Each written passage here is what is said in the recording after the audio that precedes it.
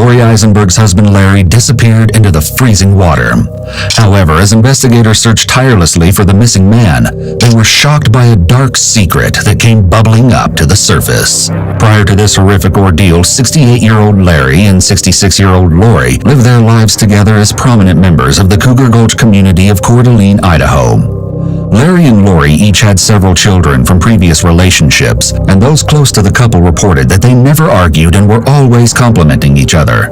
This detail makes what happens next all the more heartbreaking. On the morning of February 13, 2018, Larry and Lori set off for a sunrise boat ride on Lake Coeur d'Alene.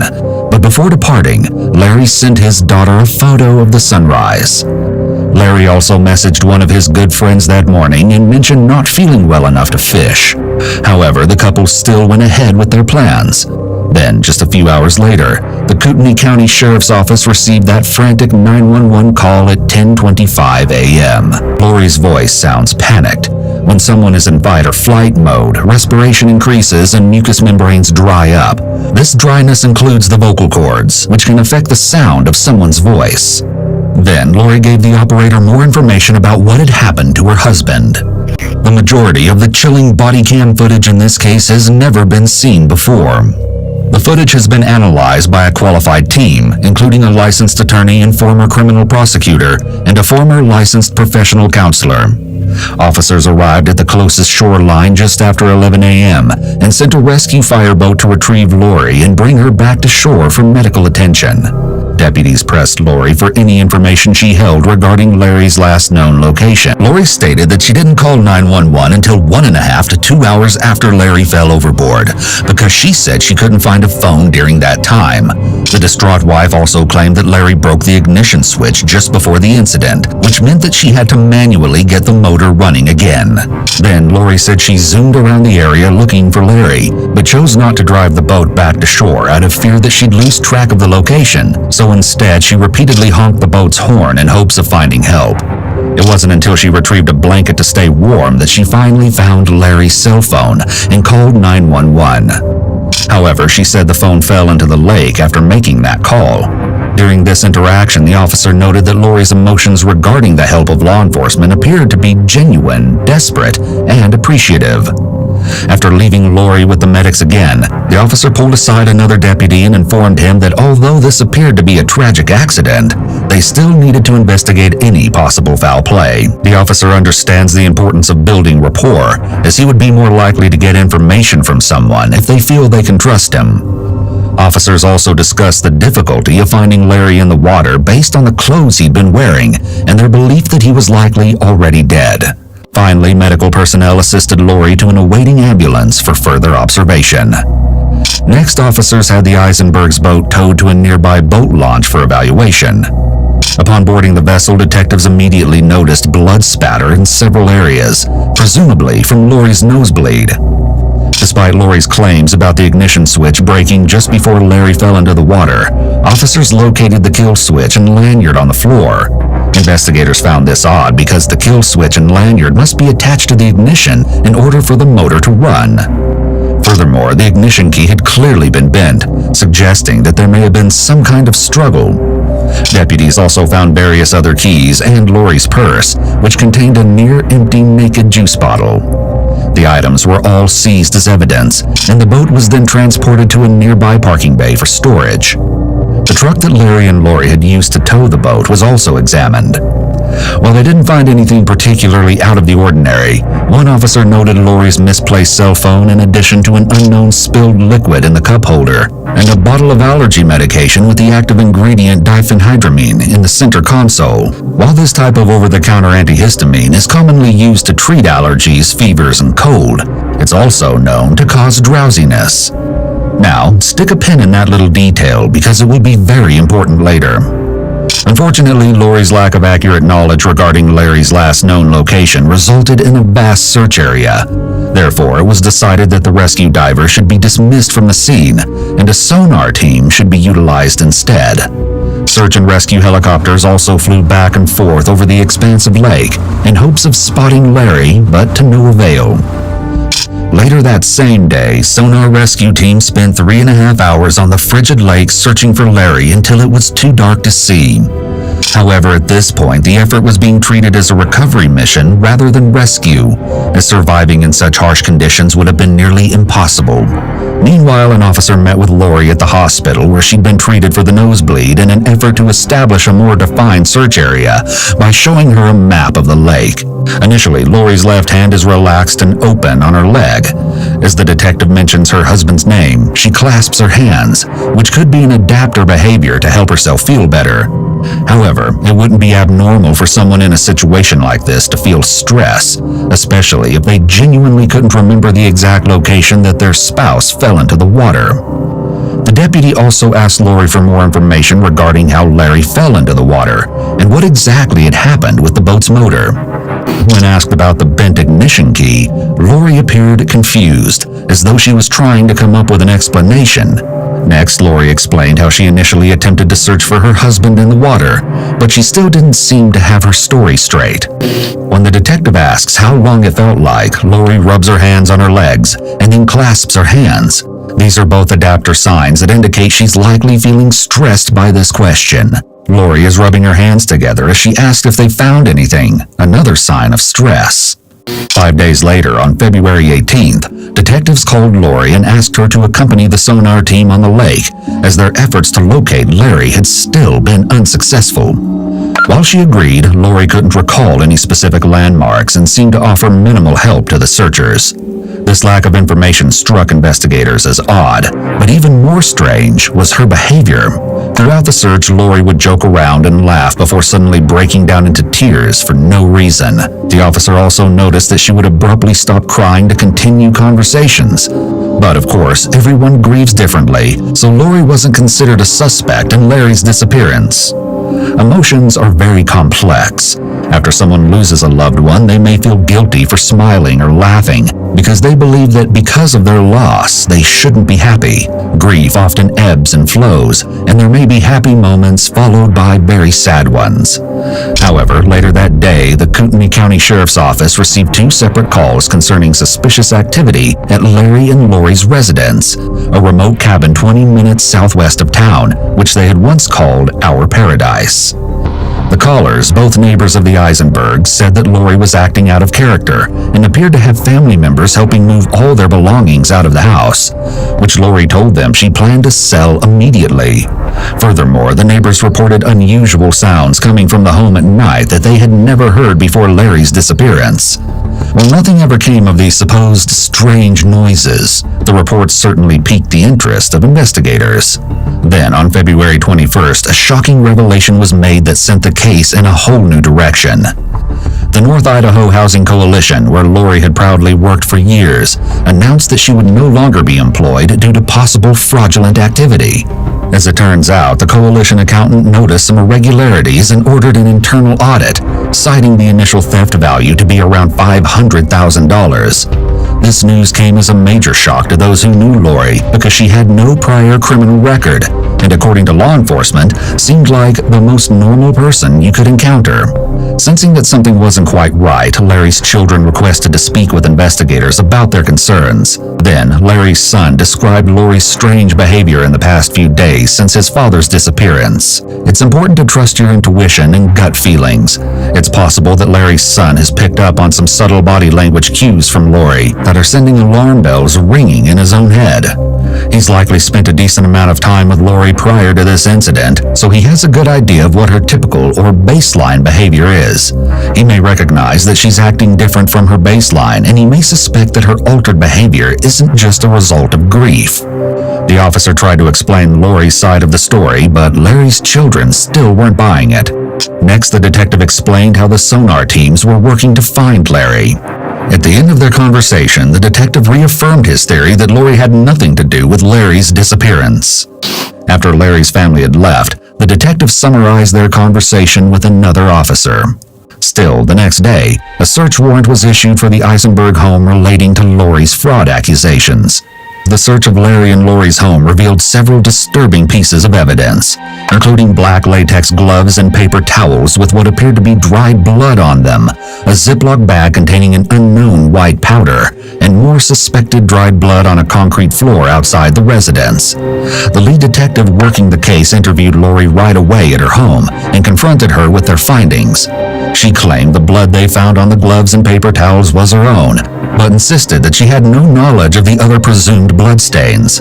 Forensic testing later revealed that the reddish marks on the concrete floor had actually been caused by a wood stain that had dripped while staining boards, but that wasn't enough to keep Lori off the hook. On February 27th, Lori was arrested without incident on 40 counts of forgery and 1 count of grand theft. Lori's bail was set at $75,000 and was posted the following day by one of her daughters. But a horrifying discovery was still right around the corner. On March 1st, 16 days after Larry vanished into the icy water, a man's body was discovered floating face down near the shoreline of Lake Coeur d'Alene, roughly 3 miles from where Lori said Larry went overboard. The property owner told dispatch that the body hadn't been there when they last checked 2 days before. Officers also didn't see any signs of suspicious trauma on the body, and based on the victim's clothing, they felt confident that they had finally located Larry. Authorities then moved the body out of the water for further examination. The following day, an autopsy confirmed the body is Larry, but that's not all the medical examiner found. Toxicological testing revealed lethal levels of diphenhydramine, an antihistamine with sedative properties, in Larry's system. While overdoses of this drug are rare, experts agree that this drug is fast-acting and can be fatal when too much is ingested in a short period. Moreover, the medical examiner's findings suggested that Larry had likely died before entering the water, as there were no signs of drowning or a stroke, as Lori has claimed. As well, his body appeared to have ceased metabolic activity before entering the water. Authorities chose not to release the autopsy results immediately, but in an earlier statement given to police, Lori mentioned that her husband took numerous pills each day and was often forgetful when it came to taking the correct dosage. It's possible that Lori was being honest about Larry's forgetfulness with his pills. An alternative theory is that she was providing this information in advance just in case his body was recovered and the drugs were found in his system. Lori also claimed that Larry had recently been feeling sick with flu-like symptoms, but no one else seemed to recall Larry being under the weather when speaking directly to him. The only time Larry mentioned being sick was in the text he had sent to his friend the morning he disappeared. Now, that's assuming the message had actually come from Larry, of course. A few days later, deputies interviewed Lori's son regarding some suspicious phone activity, and unlike Larry's children, he was very supportive of his mother. Despite not having Larry's cell phone, an expert analyst identified that it had last pinged off a tower near Lori's son's home after Larry's disappearance, which was odd given Lori said it had fallen into the lake on February 13th. Still, her son denied ever being in possession of the device, saying, "I swear on my life, on my children's life, I have no knowledge of that phone. I love Larry and I will do anything to help you guys." When someone makes such an extreme statement, such as swearing on their life, the life of a family member, or even referencing God, this can sometimes be an indicator of deception. They may be trying to convince you to believe them by attempting to dress up the lie. However, it's important to not take a single indicator as proof that someone is lying. You need to look at the whole picture and multiple indicators, not just one. This type of language is also only a red flag if you get a baseline of how they speak normally. If someone uses this type of language when discussing innocuous things, it wouldn't be considered a red flag. However, if they only start adding this type of language during touchy topics, it would be something to pay attention to. Then, around late May, Lori missed 2 court dates related to the fraud case and was reported to be on the lam. As a result, a $500,000 warrant was issued for her arrest, with bounty hunters hot on her trail. In the meantime, investigators continued questioning those close to Larry and Lori, and before long, cracks in their perfect relationship began to emerge. For example, one source remarked that while they appeared happy together, Larry had made several comments in recent months about Lori's excessive spending habits, specifically about how much she helped her children financially. Investigators also learned that Lori had a history of betrayal, as she had allegedly been unfaithful to her first husband with 3 different men, one of which was Larry. Not to mention her disloyalty to the coalition board of directors, who had treated her very well over the years. Detectives also uncovered handwritten changes to Larry's will that had reportedly been made by Lori roughly a month before his passing. The modifications left 80% of Larry's estate to Lori's children and only 20% to his own biological children. Money, drugs, and love are the 3 most common motives for murder, and anyone with any of these motives in relation to the victim will be looked at closely. With Lori still on the run, authorities released the autopsy results to the public and labeled the case a full-fledged homicide investigation. While medical professionals typically advise between 100 and 1,000 nanograms of diphenhydramine for adults, the report stated that Larry's body contained a staggering 7,100 nanograms of the drug at the time of his death. Authorities even interviewed Larry's doctor to see if they'd noticed any signs of an imminent stroke or other medical anomalies. Still, they reported he was the healthiest he'd been in his adult life. The doctor also commented that diphenhydramine would not have been prescribed or suggested to Larry, given his age.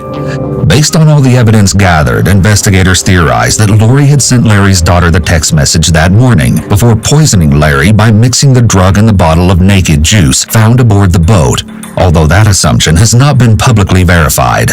Then, after succumbing to the effect of the diphenhydramine toxicity, he fell overboard just offshore from his recovery site. They also believed that Lori intentionally used the trolling motor to drive the boat away from that location before calling 911. The remaining question was, why? Neither possessed life insurance, so that was ruled out as a motive. However, detectives learned that if Larry died, Lori would become the benefactor of their estate, thus allowing her to pay the restitution required for her criminal theft. They also discerned from speaking with friends and family that at the time of his death, Larry didn't know what Lori had been doing at the North Idaho Housing Coalition, and that he would have been very upset upon finding out about her criminal behavior. Her alleged motive of financial gain was potentially confirmed when a source close to the family, believed to be one of Lori's children, told investigators that when they asked her why she had stolen the money from the North Idaho Housing Coalition, she stated, "I did it for you guys because I'm trying to help you guys out. What am I supposed to do when my daughters need help and are crying? I did it for you guys." Here, Lori is refusing to take responsibility for her own actions and instead is blaming her children. It's possible that she felt judgment from her kids about what she did, so she attempted to manipulate them into feeling grateful by claiming that she only took it for them. Finally, in July, after 2 months on the run, Lori turned herself into the Kootenai County Sheriff's Office. It's believed she'd been staying with family in California during this time. Of course, investigators were eager to speak with Lori regarding the suspected murder of her husband, but they had to wait until the fraud case was settled in court. 6 months later, Lori entered a guilty plea to 3 counts of wire fraud and 1 count of federal program theft. She was sentenced to 5 years in federal prison. Following an extensive investigation, Lori's 4 daughters also entered guilty pleas for single counts of conspiracy to commit federal program theft. They were each sentenced to house arrest and probation, with over $50,000 to be paid in fines. Following her sentencing, Lori was interviewed about Larry's suspicious death, and detectives started by giving her a rundown of the story they had so far. There is a significant delay in Lori responding to the detective's question. Behavioral pauses can be indicators of deception, but it does depend on the context of the question. Some questions require thought, while other questions should lead to a fairly quick response. Lori has likely talked about what happened that day multiple times by this point, so if her story was true, this should have been a fairly easy question to answer. Then detectives got right down to the hard questions. Prior to the detective asking if she killed Larry, Lori's body was still. However, as soon as he mentioned the possibility that she was involved in Larry's death, her foot started tapping, which is likely an anchor point movement signaling her anxiety. When someone is sitting in a chair, their body is anchored to the floor in 3 areas: buttocks, back, and feet. If there's movement in any of these areas after a question is asked, it could indicate that the person is feeling stressed. They also asked her directly about the results of Larry's autopsy. Despite her denial of any involvement in her husband's death, detectives continued to press her about other incriminating pieces of evidence. After shutting down the interview, Lori expressed confusion over the information being spread by local newspapers. In an effort to keep the interview going, detectives asked Lori again if she could explain the suspicious activity they uncovered from her phone's internet history during a trip she and Larry had taken to Florida shortly before his death. Lori then remained silent as the detectives returned to discussing Larry's cause of death. Lori appears to be close to tears as the detectives say that others reported Lori and Larry loved each other. She starts picking at her pants, likely an adaptive reaction to reduce her stress. Nevertheless, her motive was crystal clear to detectives. Finally, in February 2020, 2 years after Larry's death, Lori was subsequently charged with first-degree murder. She entered an Alford plea to second-degree murder 1 year later, meaning she believed herself innocent, but felt confident that there was sufficient evidence for a jury to convict her if she stood trial. So in May 2021, 67-year-old Lori appeared in court for sentencing. Prosecutors laid out the evidence to show that Lori had premeditated the murder of her husband to avoid further consequences of her embezzlement scheme. Still, she refused to admit any wrongdoing and painted a very different picture of that morning's events for the court. A bizarre story she hadn't yet told investigators. According to Lori, she had intended to take the diphenhydramine herself, but unbeknownst to her, Larry consumed it while she was asleep on the boat. Unfortunately for Lori, the judge didn't buy her story, and as a result, she was sentenced to life in prison with 30 years fixed.